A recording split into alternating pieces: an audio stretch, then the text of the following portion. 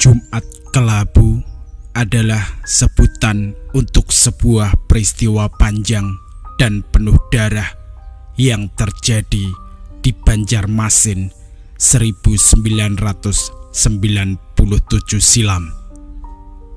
Mungkin kisahnya tidak seterkenal tragedi Mei 98 di Jakarta, tapi kengerian dari tragedi ini bisa dikatakan sejajar dengan kerusuhan di Jakarta.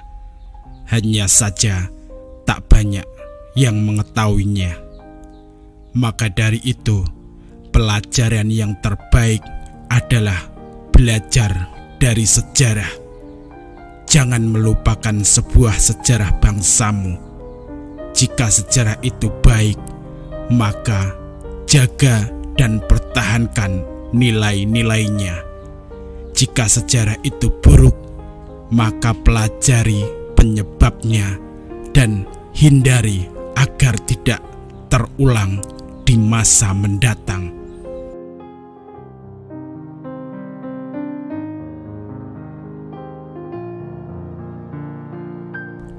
Tragedi ini dimulai dengan kampanye Golkar pada hari terakhir putaran kampanye menyusul kampanye P3 menjelang pemilu 1997. Kampanye yang dimulai sekitar pukul 9 waktu Indonesia Tengah. Kegiatan kampanye sudah semarak. Warna kuning ada di mana-mana. Golkar membagi-bagikan sapu tangan bergambar beringin dan bekal nasi bungkus, masing-masing berjumlah 10.000 buah. Sasaran kampanye ini adalah para buruh, tukang becak, serta tukang ojek. Sekitar pukul 11 siang, kampanye membagi-bagikan nasi bungkus dan sapu tangan ini telah usai dengan tenang dan tertib.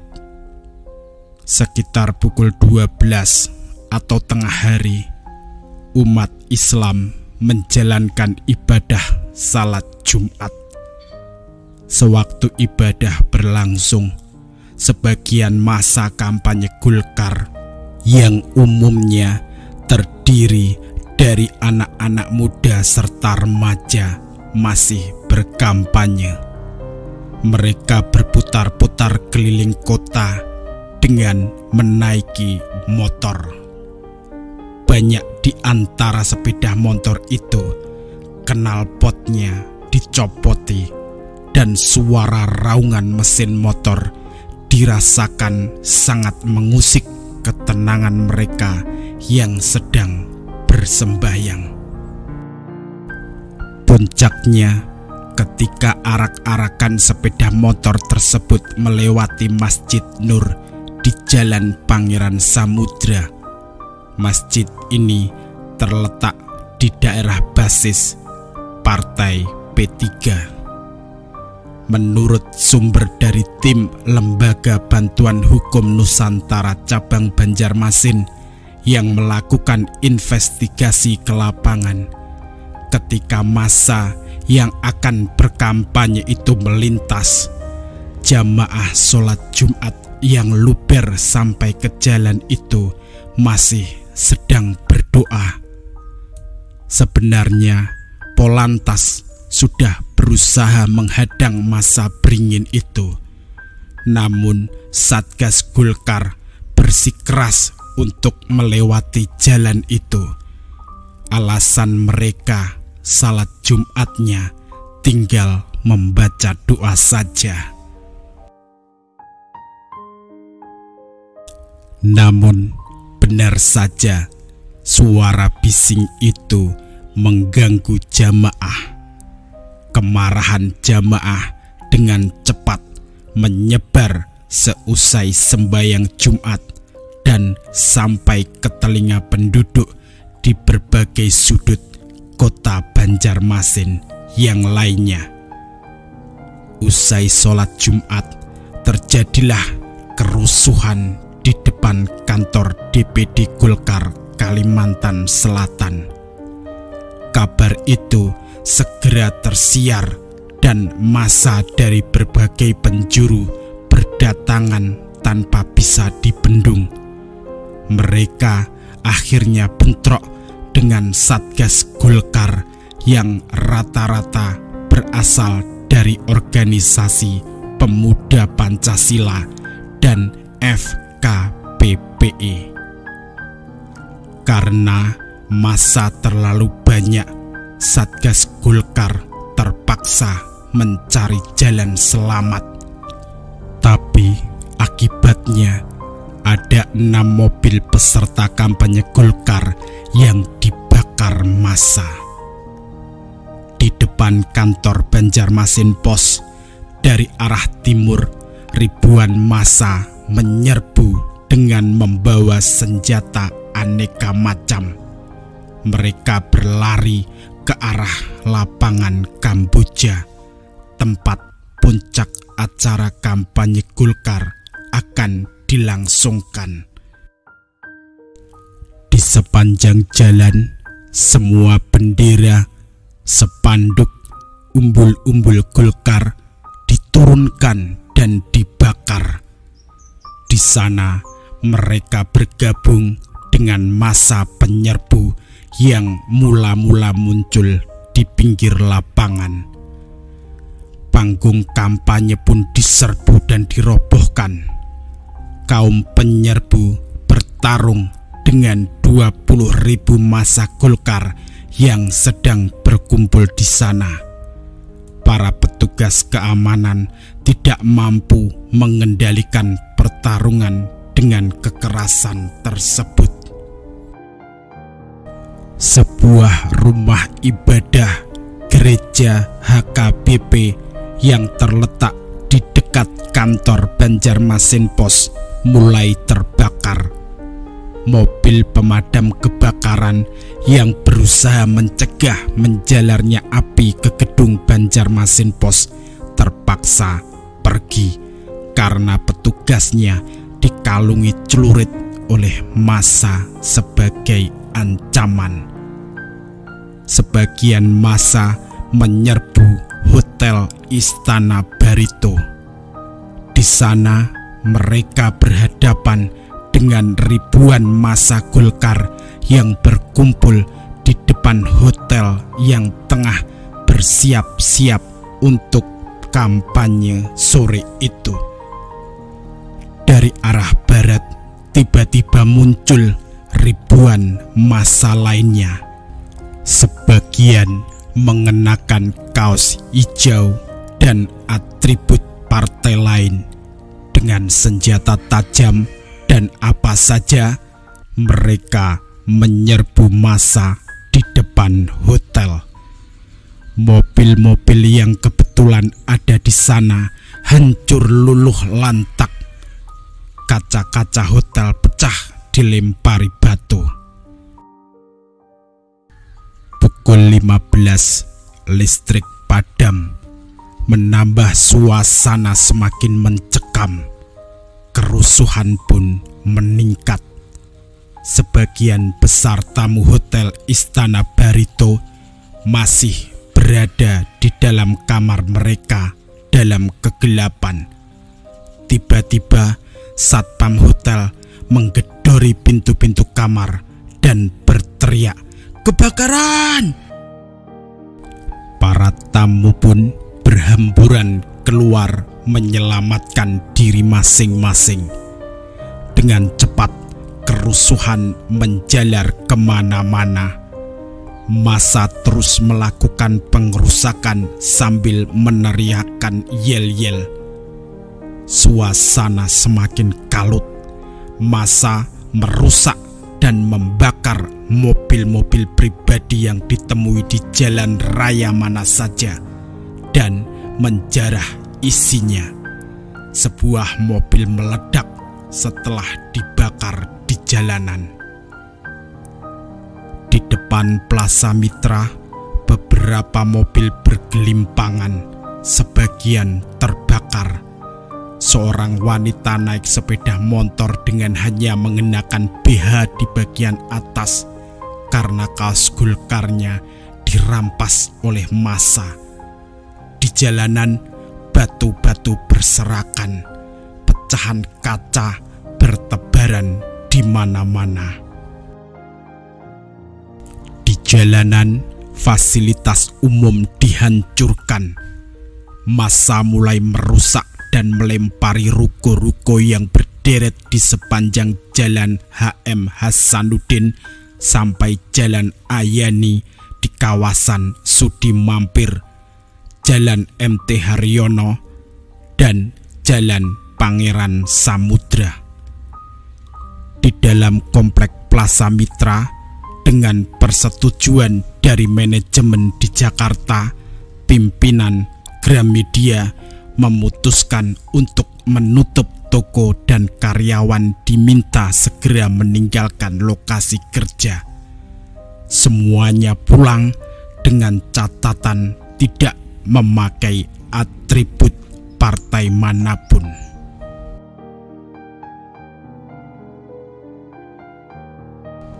Di depan Plaza Mitra, petugas mulai menutup jalanan dan membuat pagar betis untuk melindungi kompleks pertokoan itu. Tetapi ribuan massa tidak terbendung.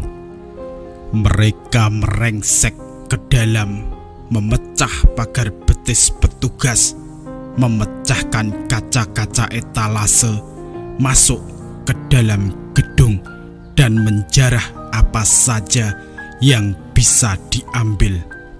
Gas air mata yang disemprotkan petugas tidak mampu menahan mereka. Hingga saat itu Plaza Mitra baru dirusak, tetapi belum dibakar. Kemudian sebuah sedan putih didorong dan ditabrakkan ke kaca etalase Toys Kit di lantai dasar sebelum akhirnya mobil itu dibakar. Api segera menyebar ke seluruh gedung. Setelah Plaza Mitra terbakar, gedung-gedung lain segera menyusul. Malam itu, seluruh 4 lantai gedung Plaza Mitra akhirnya musnah terbakar. Sementara itu, kerusuhan tidak hanya menjangkau kawasan pertokoan. Wilayah pemukiman penduduk pun mulai terkena. Kampung Kertak Baru Ulu, khususnya RT 10 yang dihuni 30 kakak, mulai dilalap api sejak pukul 16.35 waktu Indonesia Tengah. Kawasan pemukiman ini berlokasi di belakang Jalan Pangeran Samudra. Api mula-mula berasal dari kelenteng yang segera menjalar ke rumah-rumah yang terletak di belakangnya. Api bahkan menjalar ke asrama Pom Abri yang hanya terpisah oleh sungai selebar 3 meter dari Kertak Baru Ulu. Sementara di tempat lain, yakni di Jalan Veteran dan Jalan Lambung Mangkurat, pada waktu yang sama sebanyak 6 gereja dan 1 kelenteng ikut dihancurkan. Rumah-rumah WNI keturunan Cina juga ikut dilempari batu. Bahkan ada keluarga yang akan menyelamatkan diri. Setelah mobil penjemput datang, mobil tersebut dihancurkan kacanya. Terpaksa pemiliknya lari menjauh dari situasi tersebut. Juga ikut digasak massa adalah rumah calon bos klub sepak bola Barito Putra yang juga calon legislatif dari Golkar. rumah itu disatroni massa dan dirusak.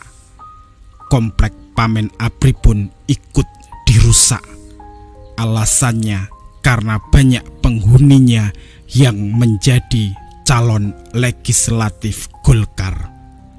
Sekitar pukul 5 sore, massa kembali bergerak ke arah DPD 1 Golkar. Tapi tidak langsung ke sana. Mereka mampir kembali di Jujung Buih Plaza. Genset Jujung Buih Plaza dibakar dan gedung 8 lantai tersebut akhirnya terbakar. Di sebuah hotel di gedung itu, Hotel Kalimantan, banyak artis yang mengikuti kampanye menginap, termasuk Jurkam. Di hotel tersebut juga menginap Ketum MUI Pusat Kiai Haji Hasan Basri yang ikut rombongan kampanye. Di situ juga ada Gubernur Kalimantan Selatan dan Muspida. Mereka semuanya selamat. Namun tidak diketahui apakah di sana juga jatuh korban. Yang jelas saat dilakukan penyelamatan banyak yang jatuh pingsan. Gubernur Kalsel Gusti Hasan Aman sendiri merasa sangat kaget dan seolah tidak percaya melihat ulah massa yang begitu brutal. Karena massa terus mengamuk, pemadaman pun tidak berlanjut. Petugas pemadam mesti lari dari kepungan massa. Banyak tabung gas meledak.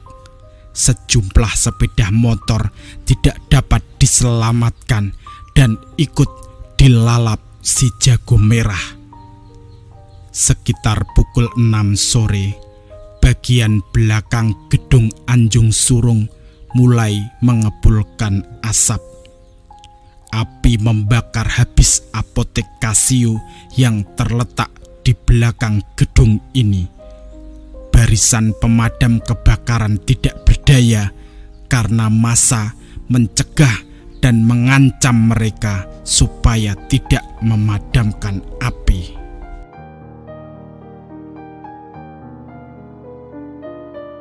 Saat itu, orang-orang dari berbagai kampung pun mulai gelisah dan mulai melakukan pengamanan masing-masing.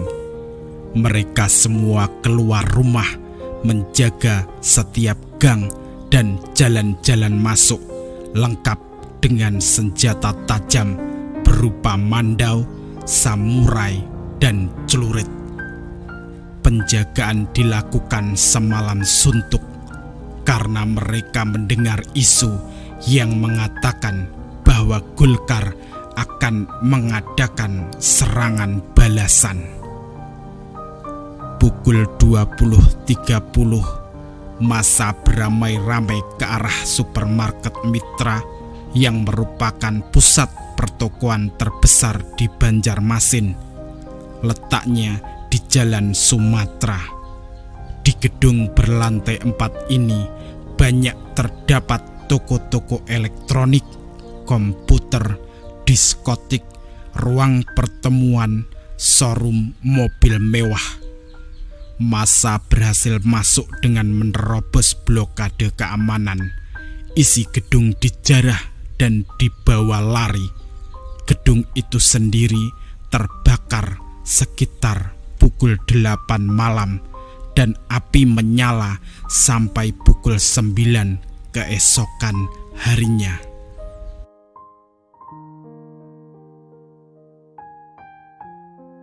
Massa terus mengamuk dan mengobrak-ngabrik isi gedung.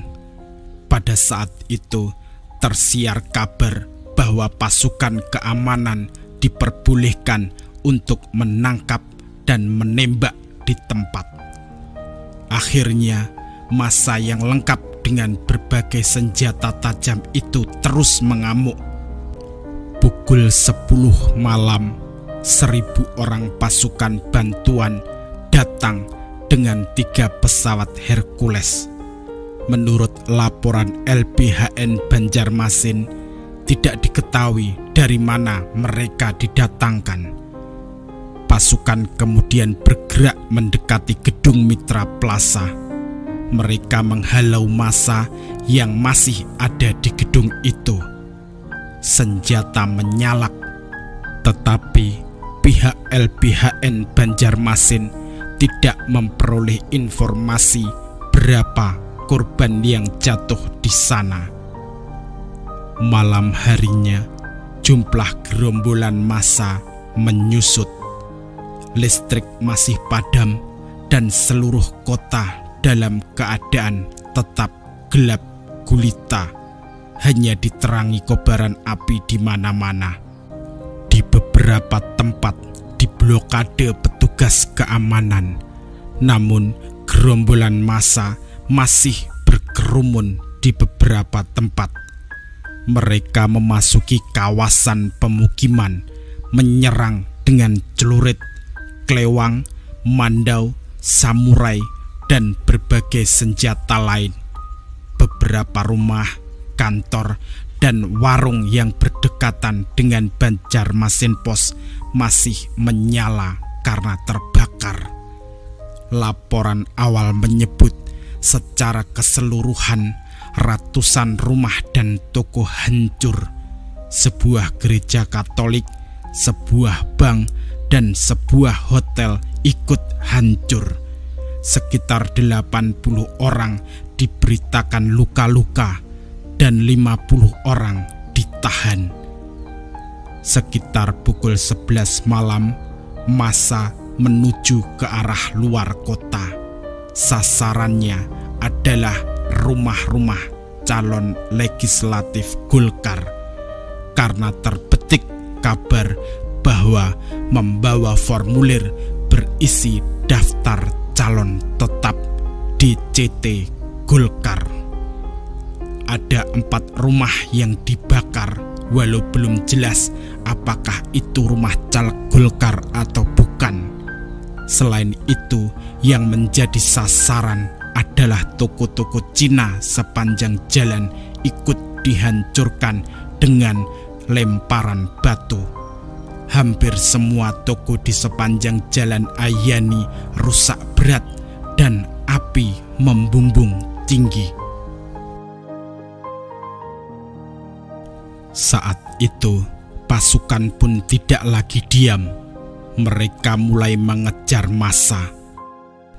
Banyak orang yang sudah terlanjur keluar sulit pulang lagi ke rumahnya masing-masing karena jalan-jalan sudah diblokir oleh orang-orang kampung yang bukan warganya, tidak diperbolehkan masuk dan melewati jalan tersebut.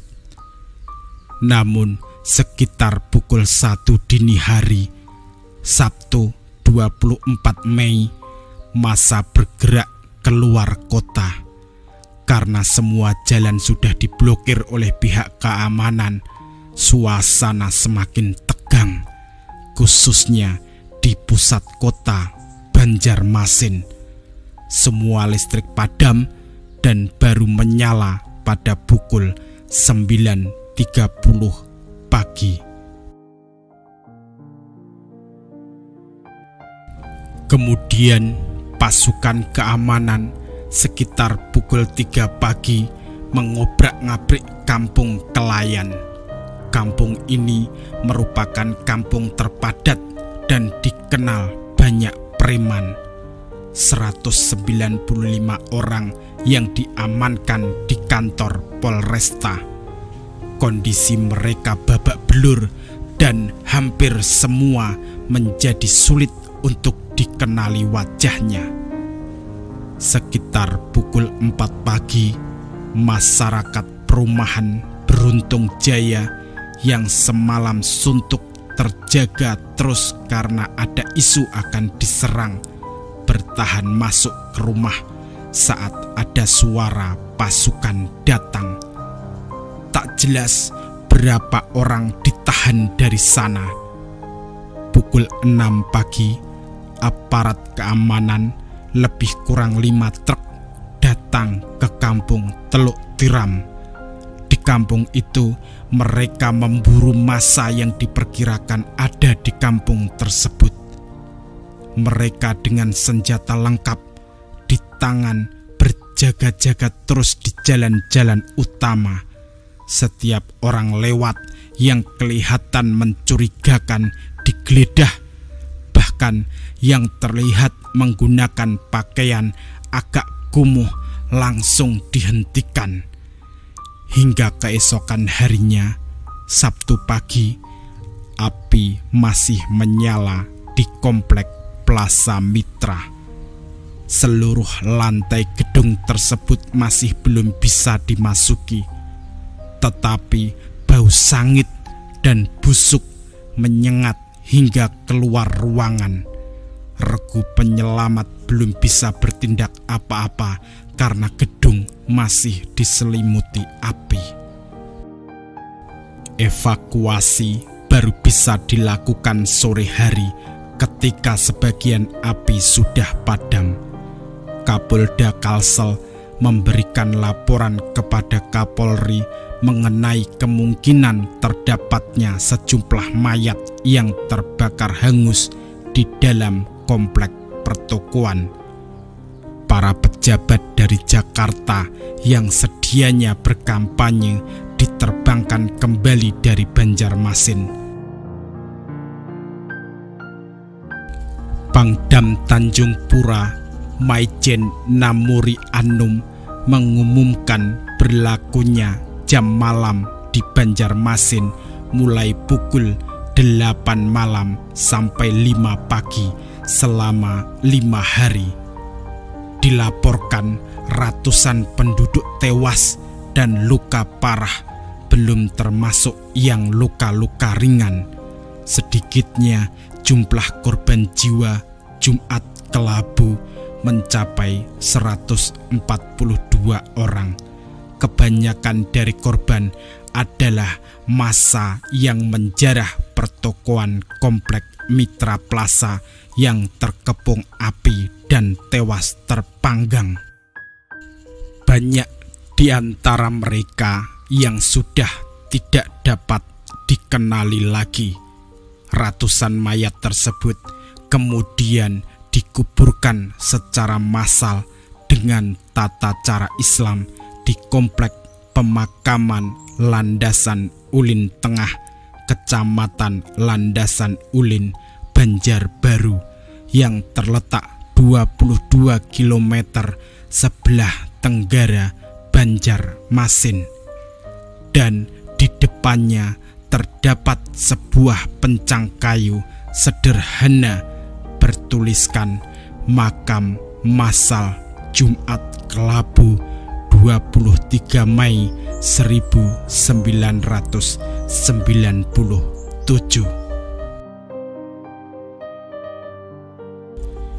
Demikianlah cerita Jumat Kelabu Banjarmasin. Apabila ada kesalahan dalam pengucapan nama, gelar, maupun ada perbedaan versi, saya mohon maaf yang sebesar-besarnya.